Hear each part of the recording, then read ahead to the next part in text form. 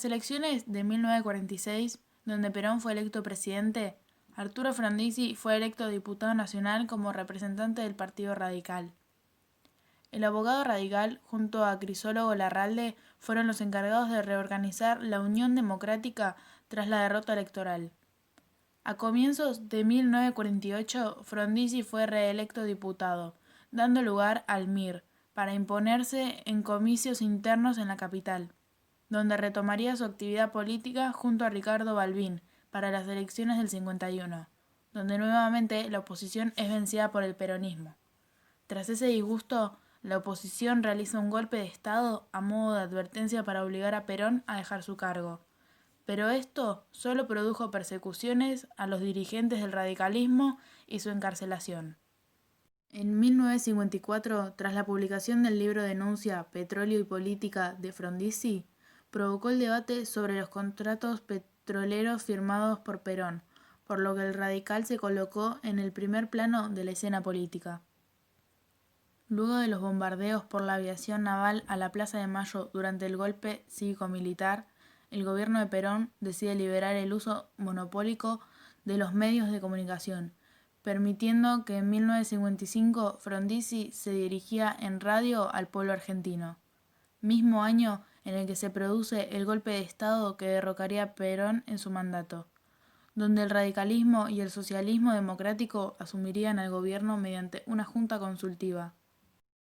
Tras el llamado a elecciones para la elección de convencionales para la Asamblea Nacional Constituyente, el mayoritario voto en blanco peronista concluyó en la división de la Unión Cívica Radical, debido a que Frondizi, luego de las elecciones, propuso afluir la Unión Cívica Radical con el Partido Peronista en su esquema político, dividiéndola en dos bloques: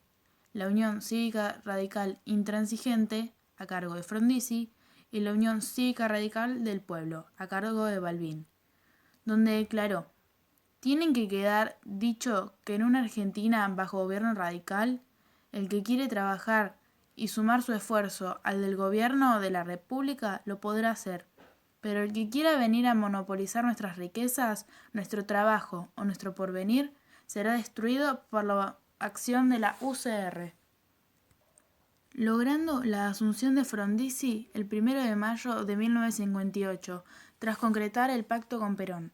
donde otorga votos peronistas a favor de Frondizi, para que él desarrollara un programa popular afín al peronismo, donde días después de su asunción, la ley de amnistía para los presos políticos y el proyecto de asociación profesionales, otorgándoles nuevamente gran parte de su poder a los gremios peronistas. Pero eso causó desacuerdo y presión por parte de la Iglesia y las Fuerzas Armadas, representantes de grandes grupos económicos, tras el planteo de ideas desarrollistas del presidente, donde en 1959, mientras Fidel Castro y Ernesto Che Guevara regresaban victoriosos de La Habana, Frondizi viajó a los Estados Unidos para exponer esas ideas, materializando en el mismo año tras la renuncia del ministro de Economía y el reemplazo por Álvaro Alzogaray, promoviendo exportaciones, limitar el proceso de industrialización y liberalizar las restricciones de las importaciones para poder recomponer el sector agrario tras la devaluación del peso argentino, provocando una disminución en la demanda global y el notorio cambio de orientación económica presentado en las elecciones de 1960, evidenciando la ruptura de la alianza entre el peronismo y la UCRI. Luego de las propuestas de exiliación cubana de la Conferencia de Organización de Estados Americanos, causando protestas en sectores militares tras el supuesto complot castrista informado en las cartas cubanas. Con las continuas presiones, Frondizi decide romper relación con La Habana y renuncia de su ministro de Economía en 1961. Ese mismo año es derrocado por las Fuerzas Armadas.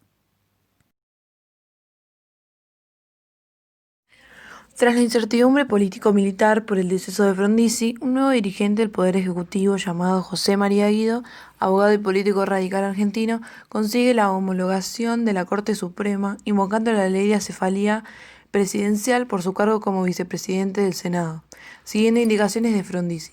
Guido dictaminó un decreto basado en el estado de sitio con el fin de mantener la detención del exmandatario y ponerlo a disposición del gobierno. En su mandato se produjeron enfrentamientos militares tras la caída del gobierno constitucional de Perón, conocido como Azules y Colorados, y declarando en receso al Congreso de la Nación, para así poder ocupar el cargo legislativo, y la intervención federal de las provincias, controlando así todo el territorio nacional.